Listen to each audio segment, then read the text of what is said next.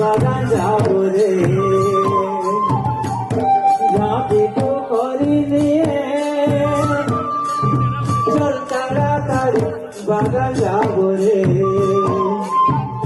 তেতের পাতা লাগে বড় ভারী চল মিলি চল ধনিক পাতা তরি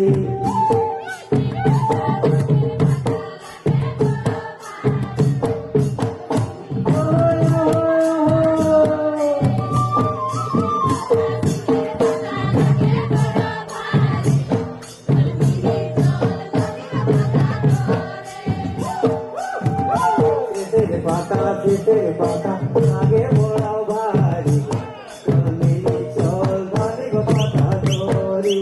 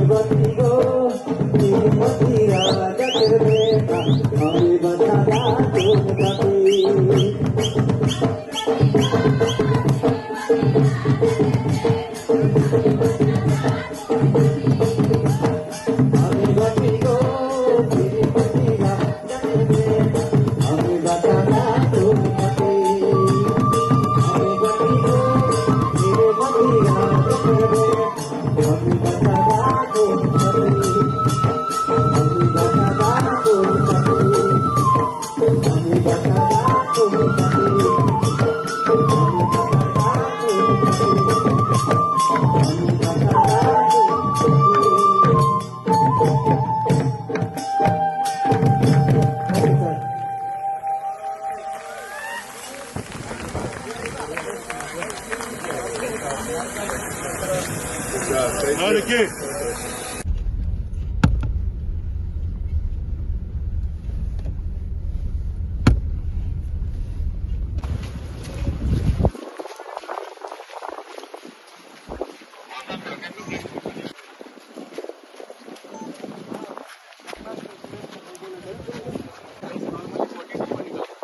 ना इस बार आइलैंड कितना आगे बढ़ा? 600 मीटर का आइलैंड हो गया।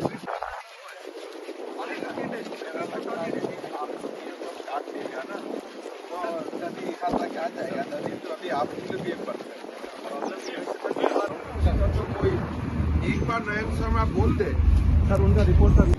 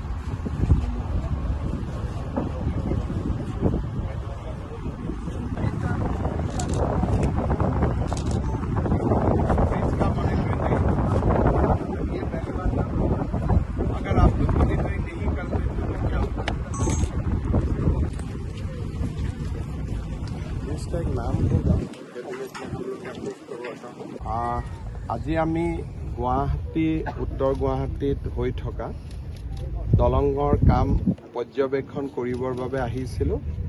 দলঙৰ কাম এতিয়া প্ৰায় শেষ পৰ্যায়ত আহি পৰিছে আৰু 4 পৰা 6 মাহৰ ভিতৰত এই দলংখন নিৰ্মাণৰ কাম সম্পূৰ্ণ হ'ব আৰু আমি ইয়াক উদ্বোধন কৰিব পৰা পৰ্যায়লৈ আহি পৰিম। এনেই তেখেতসকলে কয় যে জুলাই মাহৰ 30 তাৰিখৰ ভিতৰত পাৰিব, কিন্তু মই জুলাইৰ লগত আৰু 3 মাহ যোগ কৰি দিছোঁ। দুৰ্গা পূজাৰ সময়তে যেতিয়া আৰু সেই সময়ত প্ৰধানমন্ত্ৰী ডাঙৰীয়াৰ সময় পাওঁ তেতিয়াই কৰিম। গতিকে অক্টোবৰতো হ'ব পাৰে, নৱেম্বৰতো হ'ব পাৰে, ছেপ্টেম্বৰতো হ'ব পাৰে, কিন্তু জুলাইত তেখেতসকলে কৰি দিম বুলি কৈছে। আৰু যদি জুলাইত সঁচাই হৈ যায় তাহলে আগষ্টতে কৰি দিম। মানে এটা সেই পৰ্যায়ত আহিছে আৰু আমি শেষ পৰ্যায়ত আহি সোমাইছোঁ। গতিকে এতিয়া বাকী এনে আপোনালোকক মই জনাব খুজিছোঁ যে এই দলংখনেদি স্কুটাৰ, মটৰচাইকেল, গাড়ী এইবিলাক ফ্ৰী থাকিব, কিন্তু ট্ৰাক আহিলে টোল ফ্ৰী দিব লাগিব। অকল ট্ৰাকৰ কাৰণে আমি এইকাৰণে টোল ফ্ৰী ৰাখিম যাতে মহানগৰীত বহুত ট্ৰাক সোমাই পেলাই মহানগৰীৰ পৰিৱেশটো বেয়া নকৰে। সেইকাৰণে ট্ৰাকটো টোল দি ট্ৰাক সোমাব, কিন্তু গাড়ী, মটৰচাইকেল এইবিলাকত কোনো চিটি বাছতো টোল নালাগে। কিন্তু যদি নাইট ছুপাৰ আহে তেল লাগিব। মানে যিখিনি সৰ্বসাধাৰণ মানুহ অহা যোৱা কৰে তাতে টোল নালাগে, কিন্তু ট্ৰাক বা নাইট ছুপাৰ নহ'লে গুৱাহাটীখন ৰাতি বহুত ভিৰ হৈ যাব। মানুহে হাইৱে দি নগৈ চবেই এইফালে সোমাই দিব, কাৰণ আমি হাইৱেটো চলাই ৰাখিব লাগিব। গতিকে সকলোৱে ভাবিব যে এইফালে ওলাই যাওঁ, সেইকাৰণে পাণবজাৰ, ফাঁচী বজাৰ নতুন এটা যান জঁট হ'ব। সেইকাৰণে ট্ৰাক বা নাইট ছুপাৰ এইবিলাকৰ ক্ষেত্ৰত আমাৰ টোল থাকিব, কিন্তু বা আমাৰ নৰ্মেল বাছে হওক বা আমাৰ 4 চকীয়া বাহন, 2 চকীয়া বাহন এইবিলাক বিনামূলীয়া।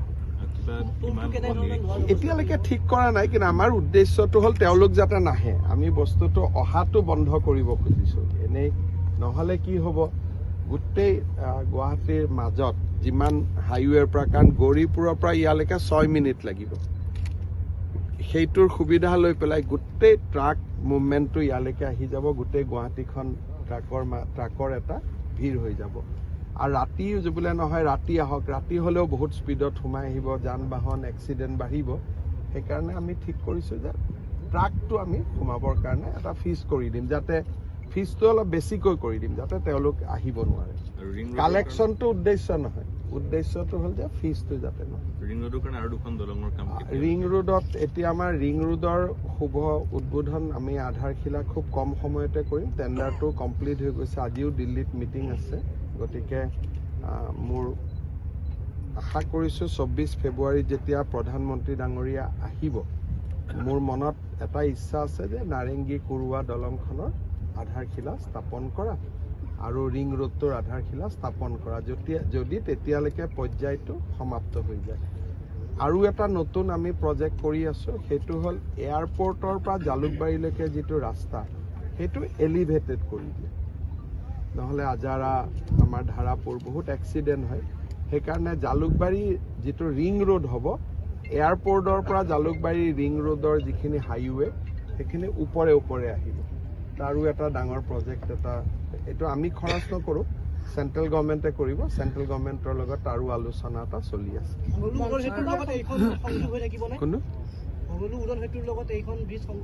নাথাকে, ভৰলু উৰণ সেতু নামি যাব আপোনাৰ য'ত আগত GMDৰ যে গেটখন আছিলে সেইখিনিতে ভৰলু উৰণ সেতু নামিব, কাৰণ এইটো ওৱান ৱে উৰণ সেতু।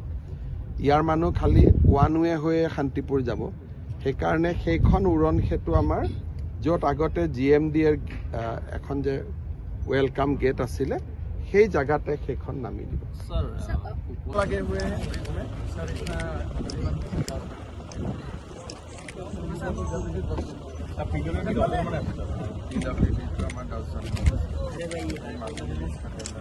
সেইমতে 90 দিনত চাৰ্জশ্বিট দিব লাগে। গুৱাহাটী হাইকোৰ্টে ক'লে 60 দিনত দিব লাগে।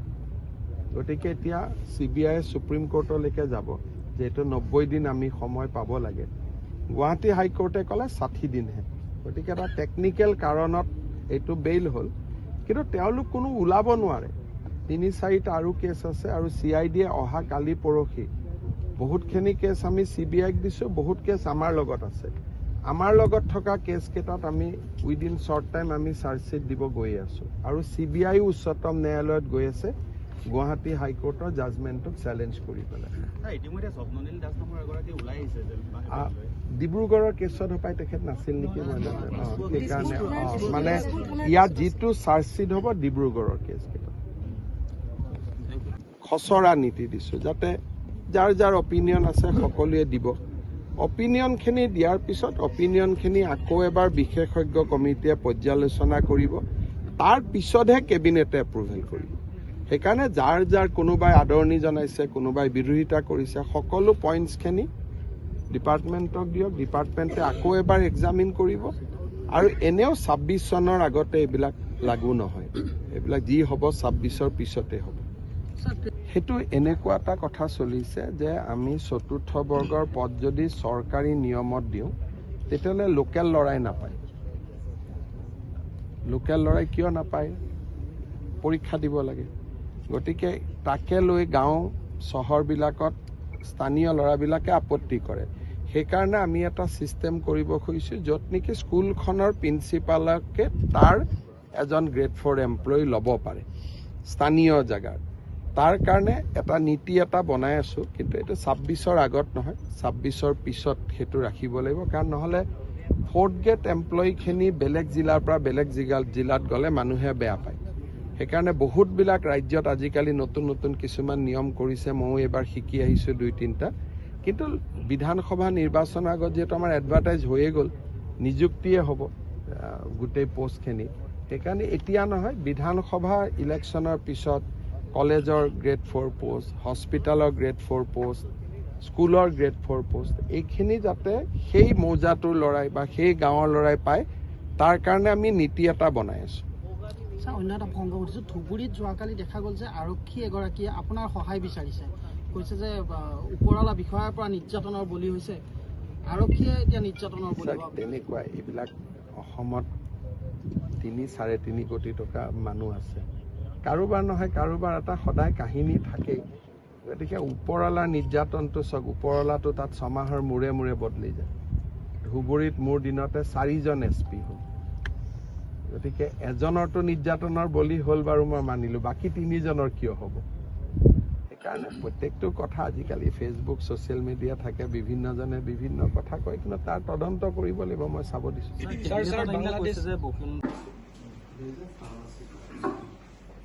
Allied health science group, there is no. So, allied health science not yes, and even central has a legislation, we can still enact, but then presidential assent will be. or else we can have some conditions which do not dilute the central government. Yes, it is requirement. Now, আমাৰ ইয়াত গোটেই বস্তুটোৰ limited purpose-ত আমি আছোঁ and আছোঁ. So, this is our first approach. We have to amend the Mother Act of the private university. Government university কোনোবাই খুলিব খুজিলে it is বেলেগ কথা, anyway we can regulate and ask to. So this is our first approach. We have to amend the Mother Act of the private university. Government university কোনোবাই খুলিব খুজিলে it is বেলেগ কথা, anyway we can regulate. So not the issue means we have to amend it. The Mother Act. Mother Act, we don't have to go to individual. no, we don't have to. We have to amend only the Assam Private University Act 2000. Problem নাই, nursing college এখন যেতিয়া কৰিব লাগে তেতিয়া তেওঁলোক শংকৰদেৱ ইউনিভাৰ্চিটিত আহে আৰু তেওঁলোক আমাৰ ডিপাৰ্টমেণ্টত আহে। আমি যেতিয়া না কৰোঁ তেওঁলোক কলেজত, তেওঁলোক এতিয়া চেণ্ট্ৰেল গভৰ্ণমেণ্টৰ পৰা আমাৰ ডিউজ কিমান আহে? 40.7 लास्ट रिलीज जो भारत सरकार देता है इतना ही बजट करके रिलीज करके नया हम क्यों नहीं डालें? साल का खर्चा करना है। जो भारत सरकार देता है इतना ही बजट करके रिलीज करके नया हम क्यों नहीं डालें? साल का खर्चा करना है। এতিয়া চেণ্ট্ৰেল গভৰ্ণমেণ্টৰ পৰা আমাৰ ডিউজ কিমান আহে? 40.7 last release So expenditure is in the first column, so you see total comes to 2239 crores from 2018-19 5-year period. Weakness better language. That has to be approved by RGA, and if they approve only, it will be released. So that's a coordination committee. It's their property. So if you allow ক্ৰিকেটৰ হাত জায়গা তো এতিয়া 1200 Yes. system integrator को 12 करोड़ जाएगा sir. 3 crore. 3 ये करोड़। जो system integrator जो काम कर रहा है can it be taken over কৰি দিয়ক বিলাসীপাৰাত কলেজত ইনটেক পাবই বিলাসীপাৰা কলেজ কৰি দিয়ক কলেজৰ আমি ষ্টুডেন্ট পাম বিলাসীপাৰাত তথাপিও আমি বিলাসীপাৰাত পাম।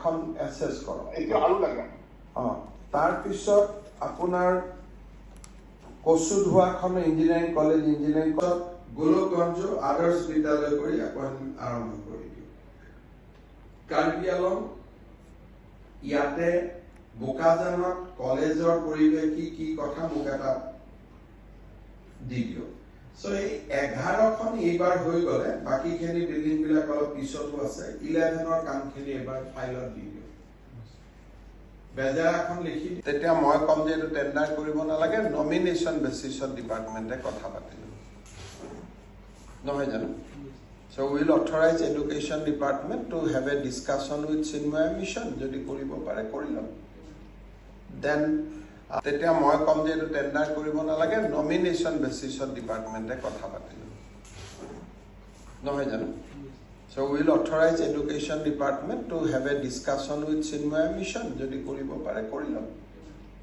then Gossaigaon Vilasipara. Education department will also indicate initially one stream.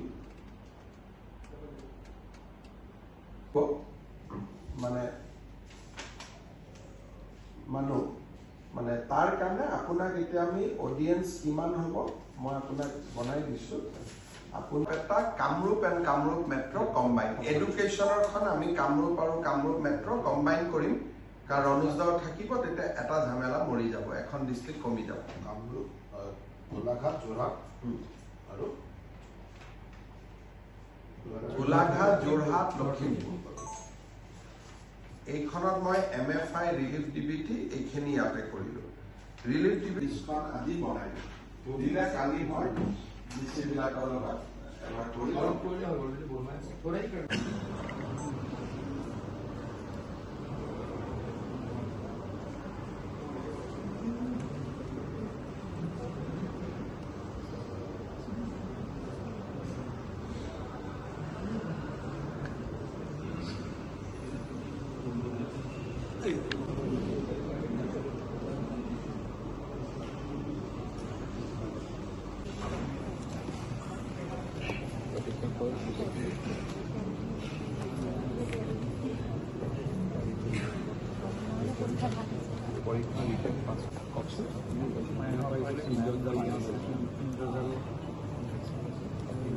কি পাতিছে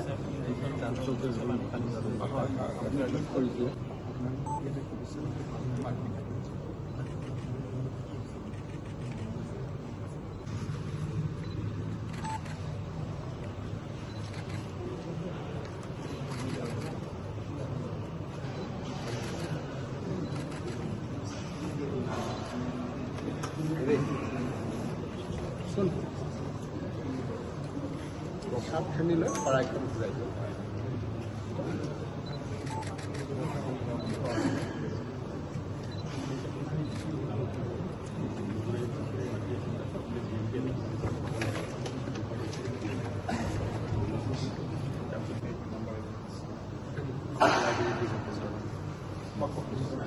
শৰাইখন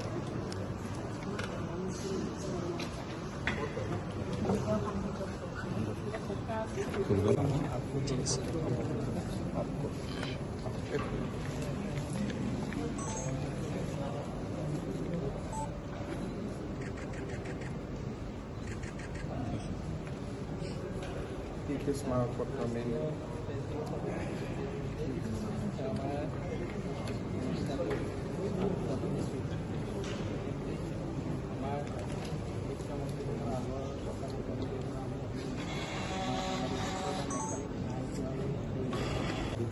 গৌৰী পিতৃচন্দ্ৰ সন্ন্যাসী নিয়ে আপোনালোকে কিতাপ পঠন লয় আৰু প্ৰসাদ পঠালে কিতাপ প্ৰসাদ দুইটা মই হেল্প কৰিম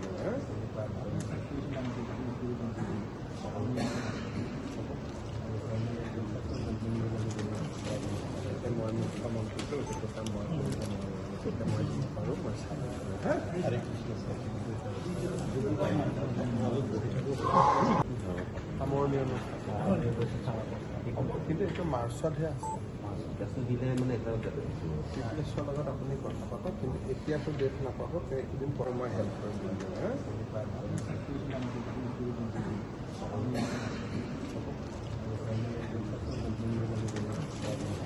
মই মুখ্যমন্ত্ৰীটো এইটো কথা মই পাৰোঁ মই চাম হৰে কৃষ্ণ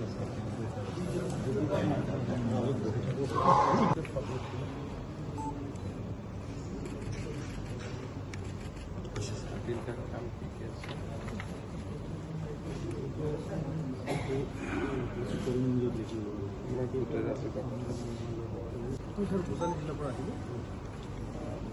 আমাৰ কলিবাৰী বুলি এখন আশ্ৰম আছে ওচৰত 5 কিলোমিটাৰ ভিতৰত আছে প্ৰায় 31 বছৰে আমাৰ কষ্ট কৰি থাকিলোঁ তাত আমাৰ প্ৰায় 30 বিঘামান মাটি আছে ম্যাদী মাটিও আৰু বিভিন্ন মানুহে আমাক দানো কৰিছিলে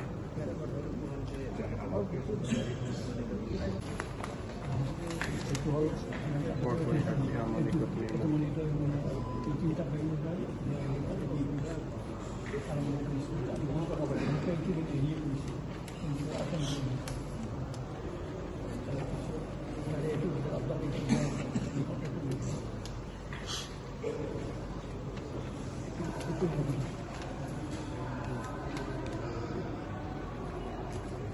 এই দুটা তিনমাইল ৰঞ্জন সময় তাকে গণ্ডগোল লাগিলে যোৱাবাৰ ফৰেষ্ট নালাগে মই ঠিক ঠাক কৰি দিছিলোঁ প্ৰচিডিউৰটো বহুত মাইনিং কৰিব লাগে ছাৰ ৰিচিভৰণটো বহুত টাইম দিছে ছাৰ এটা কাম কৰি দিয়ক কাইণ্ডলি আমাৰ এখনত ওপৰত ৰাখিব তো মই সেইটো বহাই আপোনালোকৰ কোন কোন ডিপাৰ্টমেণ্ট লিষ্টখন কৰি দিয়ক পলিউশ্যন কণ্ট্ৰল লাগিব বহি পেলাই কৰিব ঠিক আছে আপোনালোকে মই ছবিটো লৈ দিছোঁ ধৰি আহক